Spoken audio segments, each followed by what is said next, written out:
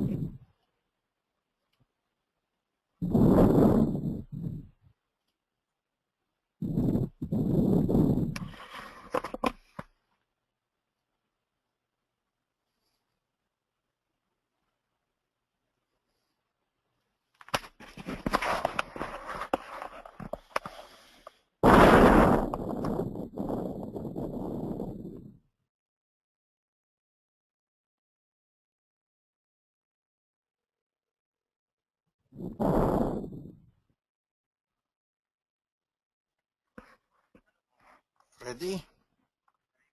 Yeah. Okay.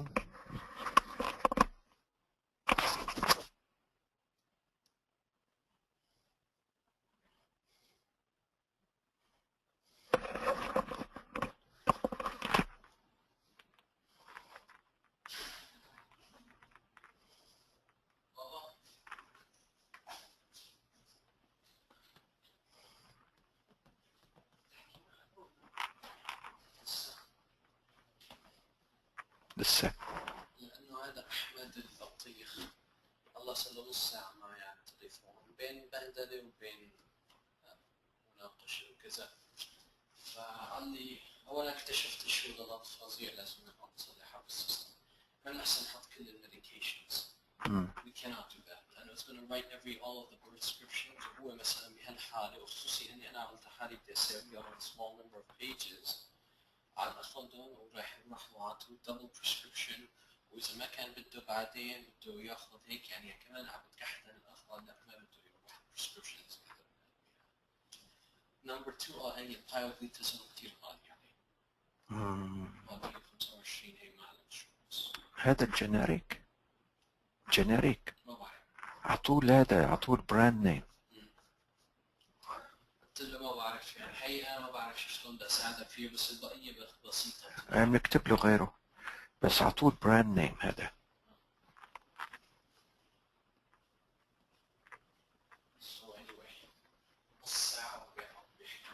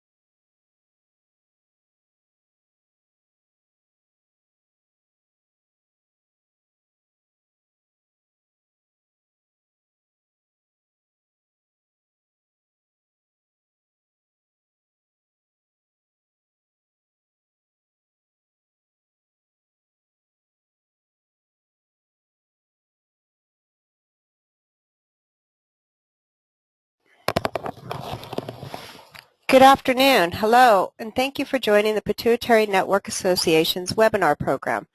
The PNA is a nonprofit organization that relies on the support of our members and donors. We offer this webinar series to help educate patients, their families, and their healthcare providers. During the webinar, feel free to type in your questions at any time. Please note that all questions will be saved until the end of the webinar. We have allotted time to answer as many questions as possible. Any questions that are not answered will be reserved and answered by email. Our webinar today is the Hypothalamic Pituitary Dysfunction in young athletes with head injury, presented by Dr. Syed Sakal.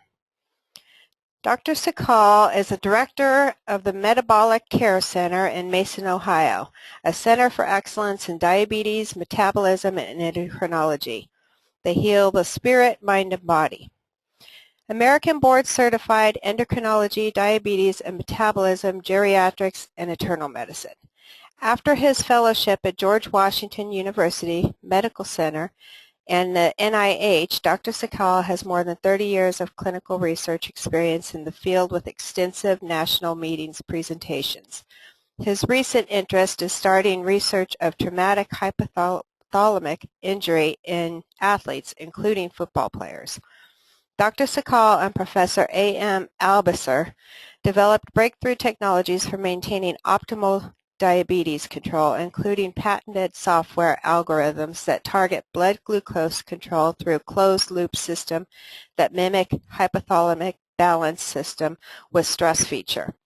He is an emeritus assistant clinical professor of medicine, Northeast Ohio University's College of Medicine at Rootstown, Ohio. Thank you, Dr. Sakal, and welcome. Thank you. This is a really nice introduction, and you really made me feel good just to start.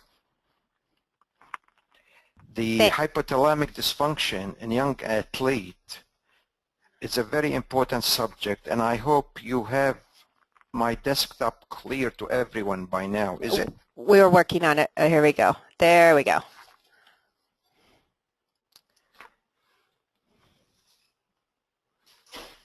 There we go. Okay, you're up. Go ahead, Dr. Sakal. All right, so the subject is a very intriguing subject, and I know very often in pituitary diseases we focus on anatomy as well as the influence of hormones on the rest of the body. But in this presentation, I want to focus more on functional changes. And as I have been introduced, when it says emeritus assistant professor, it means half retired. So I had more time now to look at a lot of what I have missed in the past and what I have learned from my patients. This is a learning journey that I hope you will go through it with me. And we will proceed from what we know to what we don't know, what we really need to know or should know. Here's the background of this. We presented this as an abstract at the Endocrine Society meeting in Chicago earlier this year in June. And this was a combined session with the International Congress of Endocrinology. My son and I have looked at a number of patients who presented with hypothalamic features after injury, and those were young athletes. And as you know, the recent medical and public literature have really given an immense emphasis on the traumatic brain injury. That is what affects the brain from trauma. And you have heard about its impact in young football player with its related executive neurologic manifestations and features. Some of them are severe enough to cause significant disability when they're about 40, 45, or 50 years of age. And as you also know, there has been recent settlement close to 700 million or slightly more in dollars to compensate those athletes for what has happened to their brain during their professional life. Interestingly, I'm happy to say 100 million of it will be devoted to research on the subject, so we should learn more in the next few years than what we have known in the last 10 years. Now, this is a quote from a very recent magazine published by the Endocrine Society called Endocrine News. And this is from the October issue, just received it in the mail a few days ago. As we planned for the symposium, the seminar, they asked someone from Chicago, a freelancer scientific writer, to look at the same subject and write an essay. And if you could see the slide, you would read with me at a glance the whole summary of this essay. It says each year in the United States, about 2.5 million children and adults suffer a traumatic brain injury. And depending on the injury, problems that can occur include growth issues, fatigue, weight gain, low blood pressure, low libido, loss of muscle mass, and amenorrhea in the female. Healthcare providers who first treat traumatic brain injury are often unaware of potential long-term effect. Very concise statement, and if someone is busy and you don't want to hear any more, you could leave right now, because this is really the state of this issue today. My purpose, though, is to focus more on how we miss it, why do we have to look at it, and what can we do. Now, it goes further in this article, and it says recent headline of this disabling head injury to returning Iraq and Afghanistan war veterans, as well as recurring concussion to professional athletes, have placed the incidence of traumatic brain injury front and center in the mainstream medical news. However, it has been long the leading cause of death and disability in the USA, and what happened to the body hormones following these injuries have become an increasingly significant public health concern, and this is our focus today. This is an image just to bring us to the idea of what happened during these traumatic injury or the so-called concussion. Sometimes it's also named mild brain injuries, traumatic brain injuries, or athletic brain injury. I put the cursor here on the center of the image where it says the rotational force centered on the midbrain and the thalamus hypothalamus area is really the main axis where all forces actually meet. Think about it. Again, the cursor shows you how an angular deceleration when someone is hit against fixed object make the whole brain move forward except right at the pituitary hypothalamic midbrain section. And you know, you could imagine right there what happened to these fragile cells. It always puzzles me that no one had looked at it before. Well, where did that come from? Where am I saying no one is looking at it? Well, let me show you. Here is the International Classification of Disease, the most recent edition that's been published this year and will be applied next year to all physician and institutional procedure billing. And it has this description of the post-concussion syndrome. As you could see, they speak about a lot of time and symptoms of non-specific nature. Here they are: headache, dizziness, fatigue, noise intolerance, irritability, depression, anxiety, emotional lability, subjective concentration, memory, intellectual difficulty, without neuropsychological evidence of marked impairment. They also speak about insomnia, reduced alcohol tolerance, meaning they become very intolerant to alcohol, as well as a preoccupation with these above symptoms and fear of brain damage to the point a person become or described as hypochondriac in concern and adopt a sick role.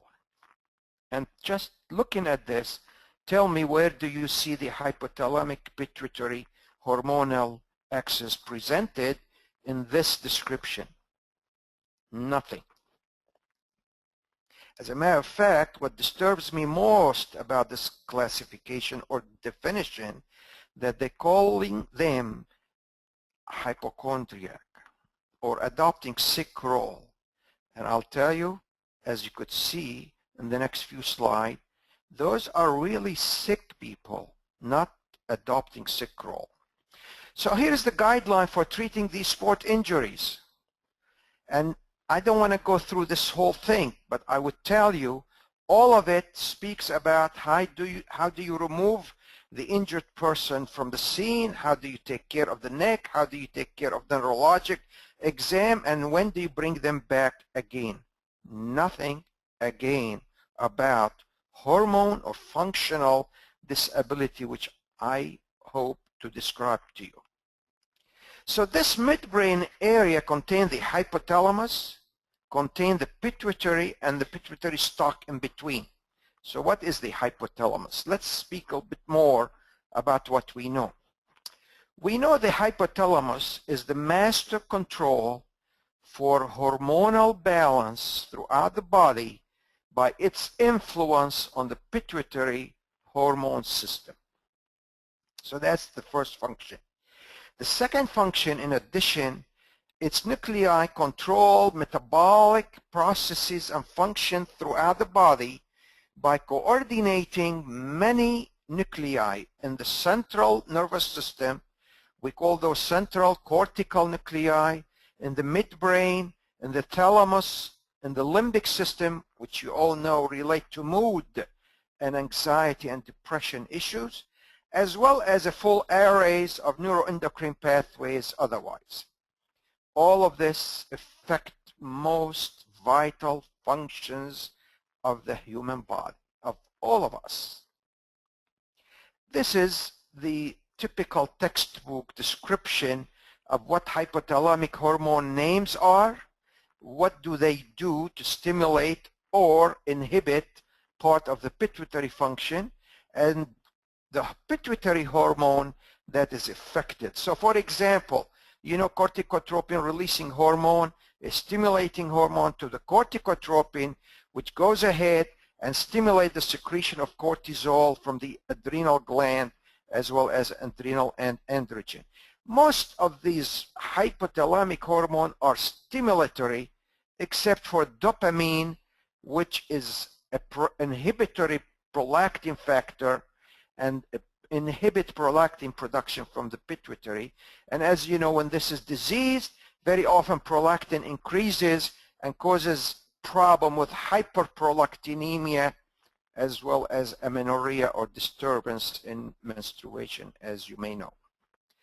The other inhibitory hormone is somatostatin, which slows down growth hormone production and balances the excess growth hormone in the body. Otherwise, every single pituitary hormone has a hypothalamic hormone to stimulate and coordinate its function.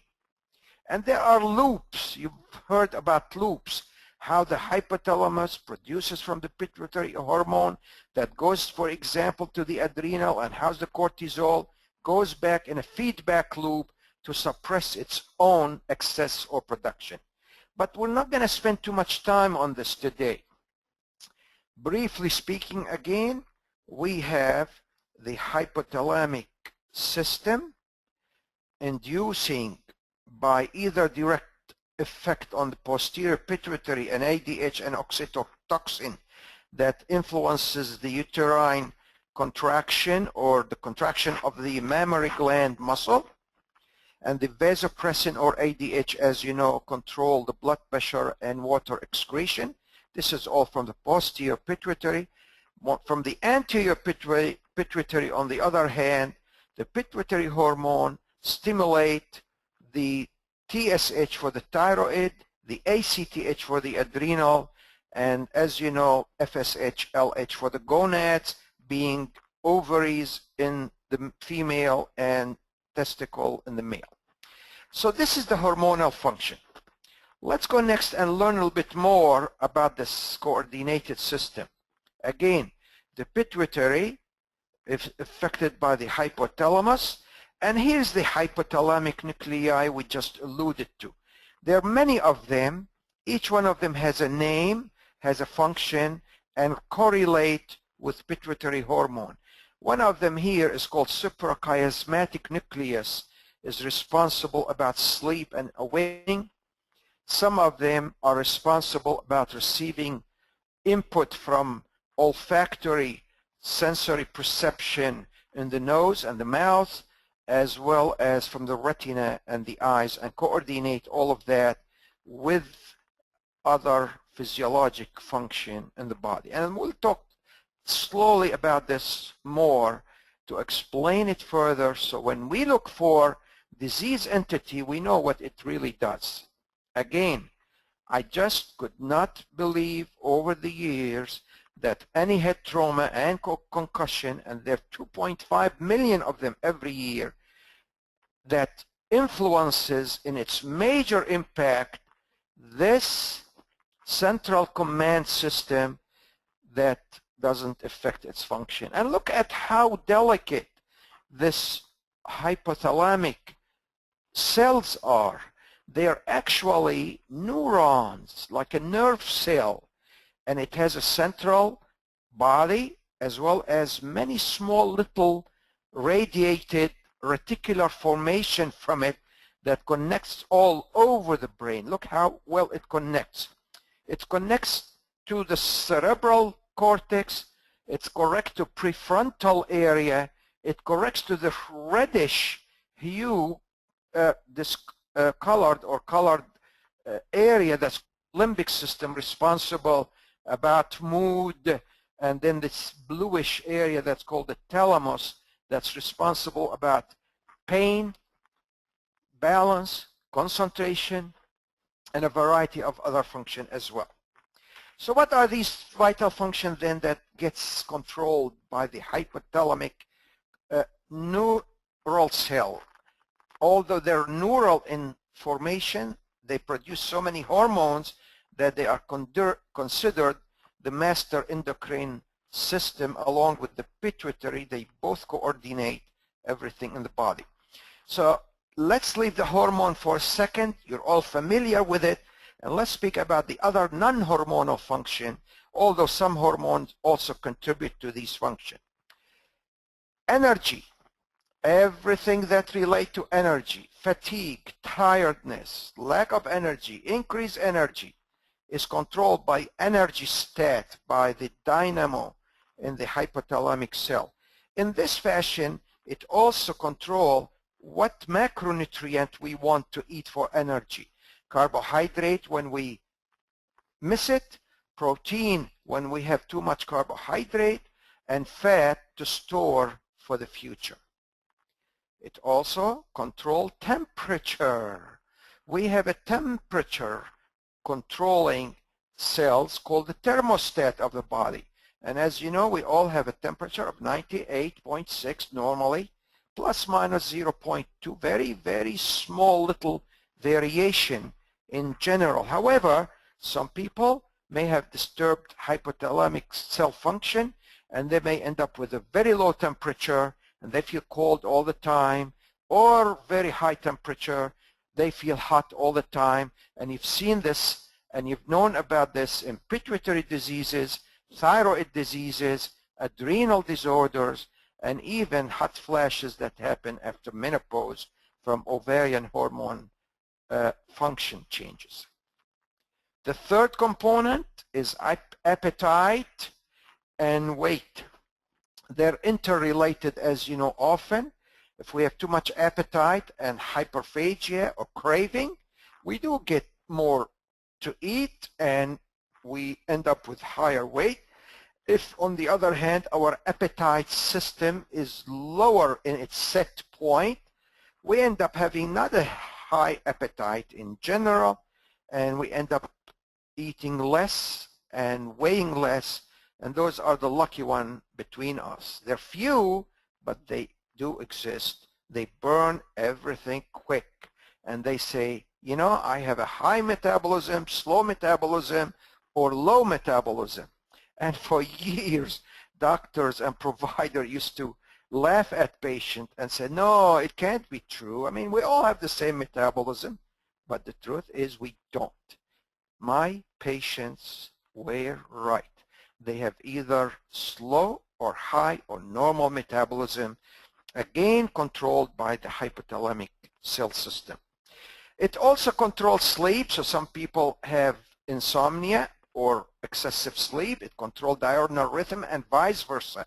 Diurnal rhythm, as influenced by the retinal light and dark cycle, as you know, affect many vital function. It wakes up the body. It's called the arousal state, and that what get disturbed in many pituitary disorders as well. It also correlates its activity with the limbic system, controlling the mood or the feeling of well-being. How often did you hear people say, I just don't feel well? And they can't describe it any further. This is where it is. Reproduction, libido, erectile dysfunction in the male, or lack of libido in the female are all, again, coordinated in the hypothalamic gland area. And then again, let's look at pain and muscle tone and muscle spasm, which is correlated with thalamic nuclei, which is next to the hypothalamus. As you could tell, the name hypothalamus says simply it is the area under the thalamus, and that's why it's called hypothalamus. But the correlation and the coordination between the two is very important for fibromyalgia, chronic fatigue, and pain syndrome in general. And finally, the hypothalamus coordinates a lot of its activity with the sympathetic, parasympathetic systems. Those are mediated through nerves that passes through the body all over and control GI, GU, vascular tone, and a variety of other function, all the way from salivary gland and excess salivation to the bladder with irritable bladder function. Here are some of these nuclei. I don't want to think that I could either memorize them or anyone will. I just want you to look at the lower part of the slide where you see how many influences affecting the hypothalamic nuclei from the vagus, the viscera, from the adipose tissue and fat cells, from the pancreas that relate to insulin and amylin and diabetes incidence, the muscle, as well as the hormone that we've talked about, the circadian input and the retina and olfactory system. All of these comes into the hypothalamus nuclei in the center of the image that we're talking about, and then come out with order to the pituitary gland, as you see here on top, controlling the endocrine system, as well as cerebral cortex, limbic system, cognitive function, concentration, social interaction, reward, and body fat, brown or white fat, which is also becoming very important recently. Here are the fibers that are spreading again throughout the body. So all this interest in the traumatic brain injury, still very careful screen of the literature, and I've done this a number of times now, including half an hour ago, just to be sure I haven't missed anything today or yesterday. It all failed to document any specific reference to the hypothalamic dysfunction as an entity, although it's a very vulnerable, delicate system which may be associated with these injuries. So we looked and we presented the gonadal function data on 10 consecutive young patients who have been referred for fatigue or suspected gonadal problem. So we searched for a traumatic hypothalamic injury syndrome, and most of these were very young, 20s, 19, 18, 8 of them at least. 2 were less than 36 years old. 1 was 32 and 1 was 36. So these are very young people. Here's one example, just to show briefly how bad it could be. JM is a 19 years old male who came in because of extreme fatigue and a clear decrease in libido. He was recruited to our local college on a sports scholarship to play football because of his high school performance. He was complaining when he came in the first day, "Oh, I just can't do anything, doctor. My coach wants me to do exercise, training, and I can't do it. My scholarship now is in jeopardy. My future is at risk, and I don't know what to do." Now, he had head injury, and it took a while for him to remember the detail, but he said, yes, it was associated with loss of consciousness. I was in senior high school when they recruited me, and I really have lost consciousness for a few minutes before they took me to the hospital and checked me out, and they say everything was fine. On his physical exam, he looked tall, he's athletic, he's a big man, soft muscle. I mean, I expected his muscle to be as tough as they could be for his training and for his description, but they were very soft. He had severely depressed mood, and we do this on a Zunk depression scale usually, and he had apparent surprising muscle weakness as well, despite his big size. His testosterone was 4, and the normal is anywhere from 5 to 30. His FSH was about 3.4, and LH was 4.2. And as you know, when testosterone decreases, the normal feedback of the pituitary and the hypothalamic cell raises the FSH massively, but it was not raised in him. We did on him a growth hormone after L-DOPA exercise combination, and it was 3.8, which is really borderline inadequate response, and his prolactin was 16. And in our laboratory, I am always suspicious any prolactin above 14 or 15 is abnormal. But this is not very abnormal, it's mildly abnormal. I could tell you the rest of his hormone level were generally okay, but after treatment he felt better.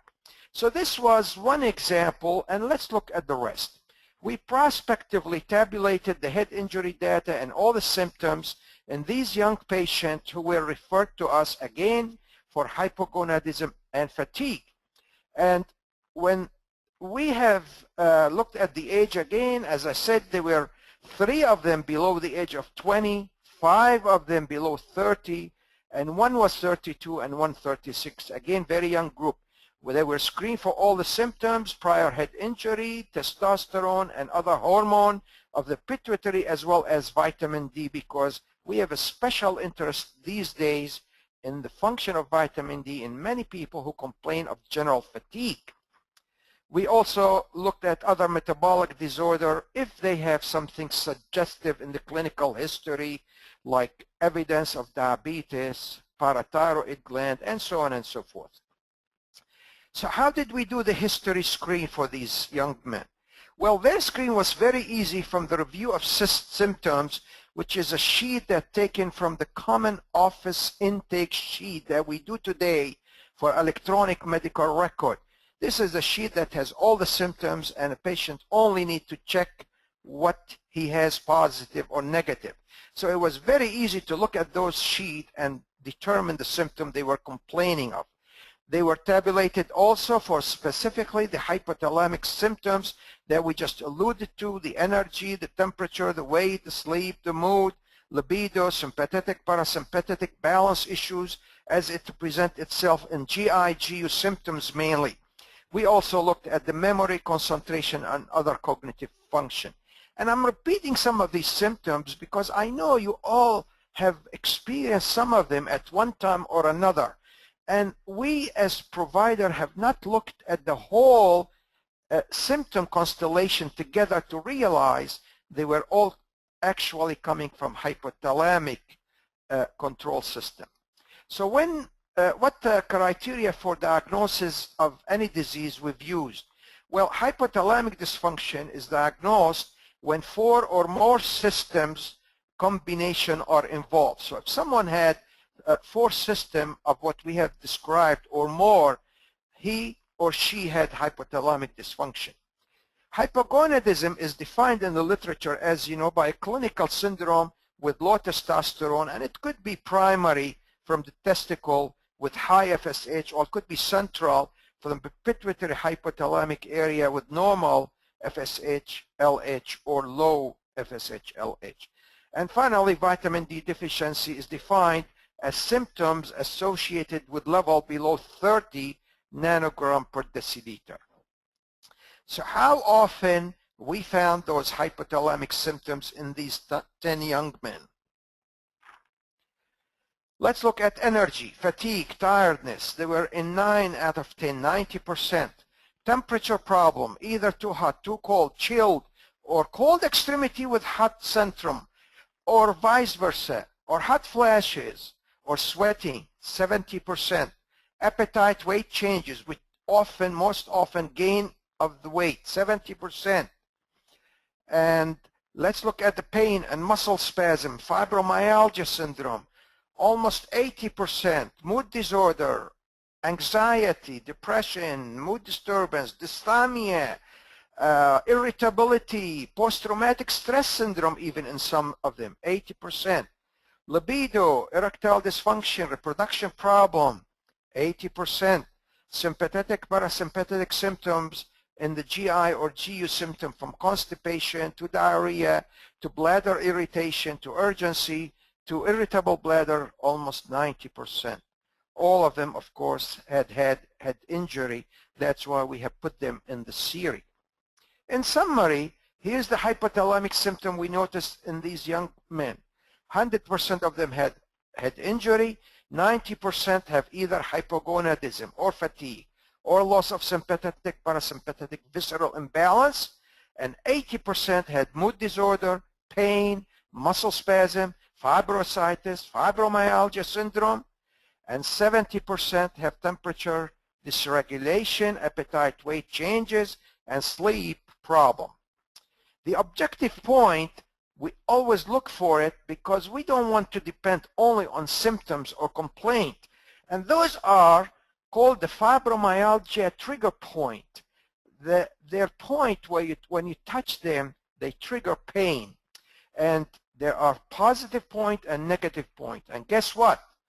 In these 10 individuals, we were able to document it in 8 of 10, 80%. And they have a lot of painful trigger points. 17 out of 18 was the average, and some of them were as low as 14, but some of them even have 20 points, which is higher than what has been described in the literature. By the way, anything above 11 is positive for the diagnosis of fibromyalgia. So they really have a lot of fibromyalgia. We also said that the hypothalamic dysfunction is when you have 4 or more systems. When you have 4 or more systems, we call this definite hypothalamic dysfunction, and this was evident in 9 out of 10. However, it could be likely disease if there are 3 systems or less, and this was only in 1 of them. Here's the laboratory data. We will present only hypogonadal and vitamin D data since the space doesn't allow, the time doesn't allow, but I could tell you most pituitary hormone were basically in the normal range. So let's look at the testosterone. They have low testosterone, which was found in 9 of them, since the group were often referred for this purpose or the suspected diagnosis. The average free testosterone was 5.9, the normal being, as you know, 3.4 I'm sorry, in these people was 3.4 to 6.9, and the normal is 5.5 to 30. So really, most of them were much below any lower level you could think of. And let's look at the LH. You would expect the LH to be very elevated, but it was non-elevated in 7 with an average number of 4. And the FSH was also around 4. So it's between 4 to 5. And the range, as you know, for normal is 3.2 to 5.2. And if the testosterone was low, they should be above 10 or 20 or even 30, as we see sometimes in people who had complete primary insufficiency. Prolactin was not too helpful. Some of them were abnormal above 15, and some of them were normal. But interestingly, the PSA was always low and very, very low, below 1 nanogram per deciliter in 8 of them. The normal being 1 to 4. So really, this is an intriguing feature of obviously the lack of testosterone or dihydrotestosterone effect. The average was 0.7 and the range was 0.2 to 1.2. I don't want to bore you with too many numbers, but for vitamin D deficiency, we found it in 7 out of 10. The average was 24, and we said the normal is anything above 30. So that was a very significant item to us as well, and surprising. So summary of the study, the hypothalamic dysfunction is most common disease in these football or athletic player with this triad, with the 3 symptoms or combination: prior head injury, hypogonadism, and fatigue. When you have these 3 together, more than 90% have hypothalamic dysfunction. This obviously exceeds any possible percentage of any disorder like traumatic brain injury, although it could precede it or sometimes associated with it. It is unfortunately often forgotten. Of interest, as we said, 70% has also low vitamin D and a very low PSA, and I still don't know what to do with these information, but it's something for the future to begin to look at and to see if there is a relationship between vitamin D and hypothalamic dysfunction in general. So what do we think is needed? Well, we think a large prospective study for young athletes is needed. We should be probably screening them for all 7 hypothalamic system as a mandatory effort, which is non-invasive, only simple questionnaire. And we probably should get baseline hormone and vitamin D. And as for the dynamic pituitary hypothalamic testing, it probably should be only done if the baseline were suspect, the baseline data were suspect. This is a controversial area today in the literature. Some people have just published 2 months ago a paper from Spain for 36 young children saying it is not that useful to do the dynamic testing for every concussion. However, my own feeling is I think if you follow them long enough, you probably would be wiser rather than leaving them alone. And I'm prepared to leave the dynamic testing for suspect cases rather than all cases. At any rate, I still think that we should repeat those levels after any traumatic head injury, or if we miss them, maybe once a year to figure out who developed these problems and who does not. When this should be started? Well, I think as soon as there is a rough contact sport started for any individual, we should be aware of this possibility and begin to follow it. If it starts in middle or high school, that's when we should do it. If it starts in college, definitely we should do it as well. If proven any time that an individual had, during the follow-up, a hypothalamic dysfunction, I think we should stop the exposure to head injury immediately. Don't you think? I think that's what really makes sense. And a lot of people sometimes tell me, well, who cares? You know, they don't have neurologic disease, they don't have paralysis. Well, I think we should care. We should all care because they are our young, they are our children, and they are the next generation, and we can't just ignore it. This is, by the way, not only my opinion. The piece I just mentioned to you published in Endocrine News have also the same question, when to screen and when to treat. And they're speaking about the fact that this diagnosis is often missed. And here's what Dr. Gandhi from Johns Hopkins says. He says emergency room staff and primary care doctors are the one who are seeing these kids come in with head injury, and they're thinking concussion and all that old school stuff. Concussion causing headaches, maybe some dizziness, vomiting, says Gary Wand. They are thinking the kids are going to get better, and they're just not aware that you could have these hormonal changes. Now, he says he sees 4 or 5 cases a year at Johns Hopkins of that nature. Now, why we should be looking early, not late, not wait until they really are sick? Well, head injuries are very common in children. It's in the vast majority lead to endocrine dysfunction, as a review mentioned or published in February of this year by Rogel says. He said in one of the larger studies that he looked at, 1,000 traumatic brain injury patients collected from the literature, there was a prevalence of some form of hypopituitarism, meaning hormonal dysfunction, in 27%. So here's what I'm saying. I'm saying hypothalamic dysfunction exists in at least 80 to 90%. And hypopituitarism, which is the next stage, comes in about 27.5%. I don't think that should be ignored. So, any speculation, any theory connect these information together? Well, my own feeling, and I wouldn't speculate in general in medicine about anything, but since we're chatting and conversing about this, and we will be having question and answer, here's a question that I get often asked. Do you think there is a relationship between these stages of disease? And I think what happened is this: head injury in childhood or youth leads early to hypothalamic dysfunction frequently, which is probably should be recognized in the teens or 20s, as we have described in this series of patients. In a few years afterward, in their early adulthood, I think they develop pituitary dysfunction, and the result begin to show up in their 30s, and that's where most of us begin to be aware of the issue.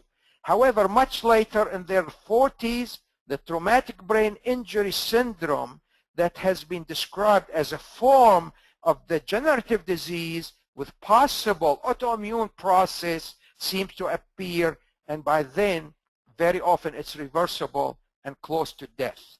My conclusion: common sense invites us to look at the issue much earlier. Could we still have a reversible condition, or preventable, or at least treatable? And when would that be? I'd say now. Here's some references for some of you who are interested in pursuing this further. And the most recent references have been just published this year, 1, 2, 3. And here's the last one in October 2014, just a few days ago. Thank you for your listening. I truly appreciate the invitation. I hope I have led to some curiosity as much as I have this curious feeling about this condition, and I'm happy to answer any question you might have. Thank you. Oh, thank you, Dr. Sakal. That was very fascinating, very interesting. We do have just a couple of questions. I think it was very thorough. First question, what is brown or white fat? You mentioned that earlier in the presentation. The brown fat is an intriguing newer discovery that says not all fat tissues are idle and do nothing but store fat. They're really in between muscle and white adipose tissue. So if the white adipose tissues were mainly storage and really causes the obesity that we all get concerned about, the muscle are the activity cells and the brown adipose tissue are in between. They could turn to muscle in time. Some people think they may present a stem cell or multipotential cell that, if energized enough by exercise and a variety of other factors, it may turn out to be a brown, muscular, high energy burning tissue, while if it's led to be overfed and overwhelmed by excessive meal and hyperphagia, it may turn to white adipose tissue and add to the obesity. So that's the intriguing part about it. And there's a lot of excitement to see how can a brown fat could be moved into more energetic level, and if even white adipose tissue could be converted into brown fat. Wow, that's very interesting. Okay, next question. How do you treat these young men with hypogonadism? Hormone replacement therapy? Question mark. Definitely. As we treat most hormonal deficiencies, we treat with replacement therapy just because we haven't had the art, obviously, good enough to get stem cell to produce pituitary cell and do the job, or hypothalamic cell yet. And the replacement therapy depends, again, on the major deficiency. If someone has hypogonadism, we treat with testosterone for the young men. If someone has idiopathic primary ovarian failure, which is seen in a very active marathon runner female athlete, we lead to proceed with both replacement therapy as well as maintenance of an appropriate optimal body weight. If someone had adrenal insufficiency, which is the most dangerous level, which only appears late in the disease, then they need obviously cortisone. And if they do have some difficulty with thyroid dysfunction, we will give them T4 L-troxin preparation. Now, for the non-hormonal component, we look at the main issues that bother the individual, and we have to deal with it as well. Luckily, in our young men, for example, only testosterone therapy was adequate to correct all of his symptoms. However, some individual may have had enough influence on the limbic system, they may need a treatment as well for depression by either cognitive therapy or a variety of therapy, including medication, and some for the issues related to gastrointestinal or GU symptoms may need some mild symptoms therapy until they return to normal. So again, medicine doesn't have a lot of treatment except replacement and improving symptoms and improving the style or quality of life. As for the drastic primary therapy to correct these problems, we really have to wait until we have some more advances in both genetics and stem cell technology. Okay. The next question is, what would treatment be if tests deemed positive for hypothalamic condition? What test? Oh, what Or treatment? What treatment? Treatment. I missed this part. Oh, the treatment, again, I described it. People who have energy difficulty, we work mainly on improving their energy, and there are some medicines that would help with that. Mood problem, we treat the mood problem with either antidepressant or anti-anxiety. People who had evidence of weight problem, we use a variety of issues to treat weight, and as you know, this is a $100 billion industry today as you deal with the weight, from diet to exercise to medications, and there are a number of medicines that are reasonably successful. The treatment of hypothalamic dysfunction is very, very promising and very gratifying to both the patients and the physician. That's really neat to hear. Okay, the next question. My daughter, 24, has high cortisol, high prolactin, 17, NI testosterone, but nearly non-existent female hormones while on birth control, head injury at age 18 months, amenorrhea, even on pill. What do you recommend? Wow, Yeah. she got it. I'm glad she, has really collected all of these observations. Those are very, very good observations. Those are not easy ones to treat. The what they call the primary amenorrhea girls are really a challenge to most of us. However, there are some specialized center that uses what they call GnRH infusion therapy, trying to mimic the normal pattern of hypothalamic burst of the GnRH, which is the hormone that control FSH and LH. And there has been some successful cases with some of these girls. It's not an easy thing. I feel, really so compassionate to the mother who had this type of situation, but infusion therapy with GnRH seems to be the at least available mode right now of treatment. Birth control pills, I might add, is not a treatment, but only a symptomatic therapy to produce a cycle if the girls had enough, obviously, development to get the cycle. So I hope at least this component is treated. Okay, wonderful.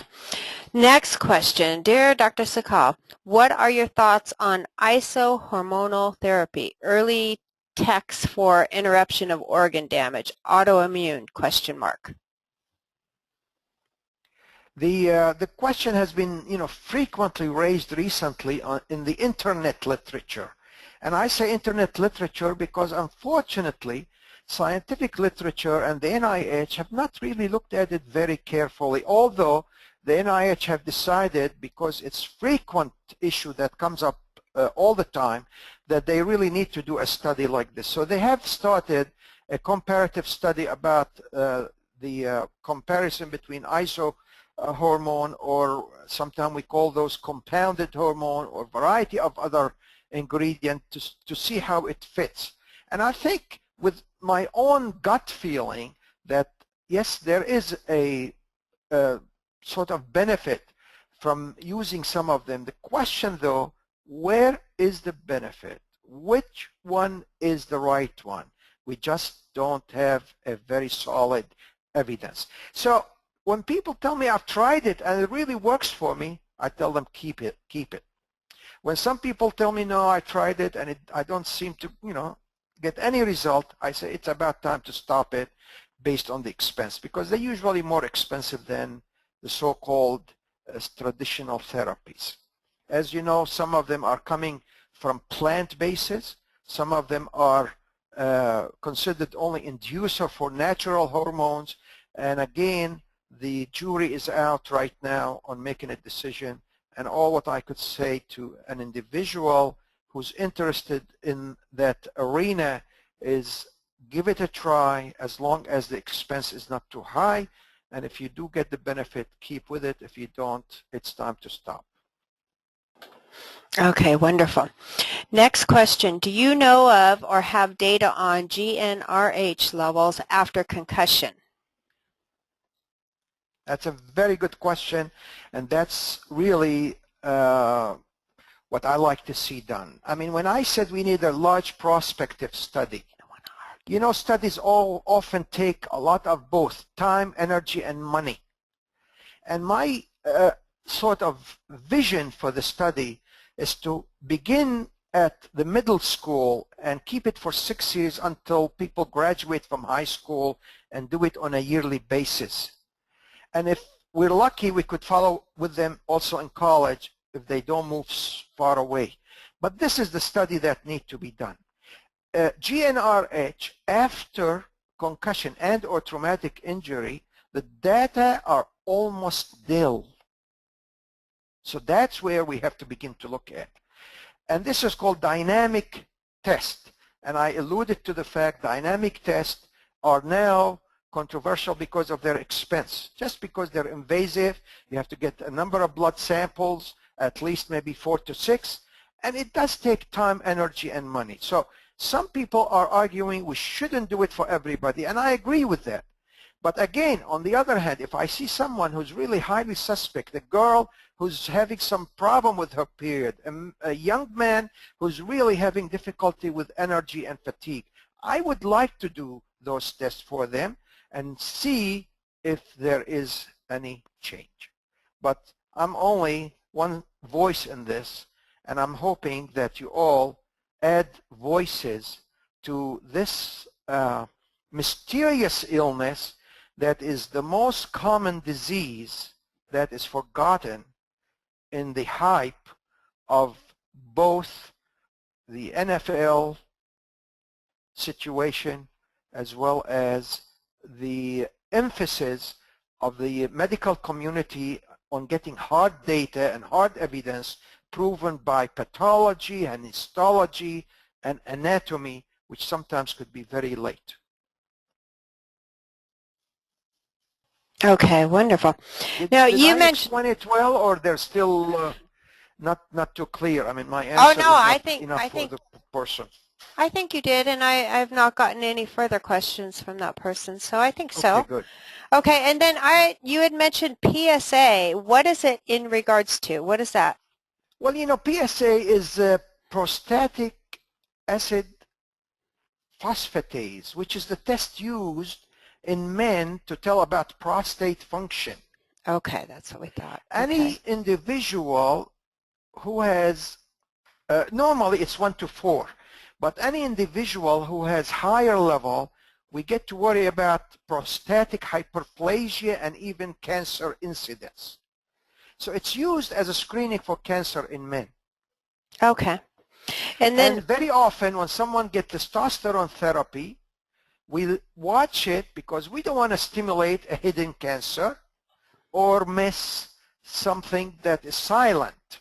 So my observation in those individuals, although they're young and it should be between 1 to 4, it was often below that level, telling us that they really have no influence of testosterone on any cell in the body, and that is only a criteria to look at the testosterone function. But you know what testosterone also does in young men? The muscle buildup, the bone maintenance, the female even depend on testosterone to some bone activity. It also helps the skin, the hair. It's a building hormone. So when nothing is affected by testosterone, that means catabolism is spreading in the body. That is destruction of all lean body tissues. okay. And that's why the treatment is important. It's not for sexual function. That's the last item that people complain about, interestingly enough. Although okay. it's important, but the main thing is anabolism, building the body, depend fully on a maintenance of normal hormonal milieu. Okay. Okay, wonderful. Okay, what does the dynamic testing consist of?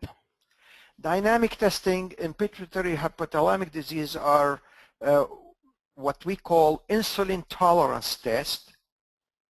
Many people heard about that, where we give insulin to stimulate hypoglycemia and stimulate the growth hormone, cortisol, and epinephrine response. It's also used with TRH, the so-called thyroxine releasing hormone, in testing the thyroid system. It's also the GnRH that the earlier individual asked about it, where it stimulates FSH-LH and tells us about the integrity of the hypothalamic pituitary gonadal function. And those are some of the dynamic testing we use for the pituitary gland. Now, growth hormone has a little bit more variety of those tests, including L-DOPA that I just mentioned earlier, exercise, the insulin tolerance test, as well as priming sometimes with estrogen. Okay, wonderful, wonderful. I have time, I think, for one more question. I just, Okay, this one last one. How do you feel about baseline hormonal testing for all annual physicals across the board? That's a good question. And you know what? Insurance company are gonna really go banana if that is being requested. It costs a lot of money. We always look in medicine of what we call benefit expense ratio or benefit cost benefit ratio.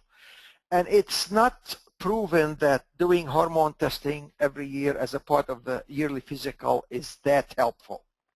I think we do less than what need to be, and I don't think we should do it all the time. One that has been shown to be very cost benefit efficient is the TSH for thyroid disease. It's not very expensive, it's easy to do, and it really does give a hint about the thyroid pituitary integrity.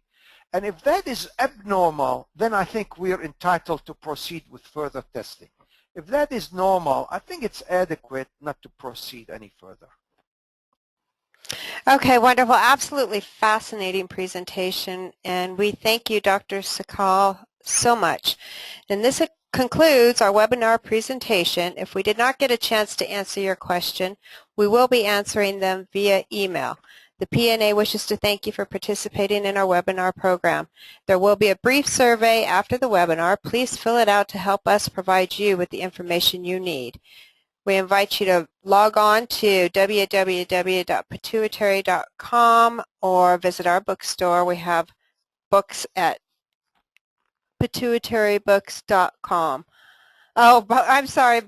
It's www.pituitary.org. Sorry about that. And we wish you a happy afternoon. Thank you, everyone. Thank you. Thank you.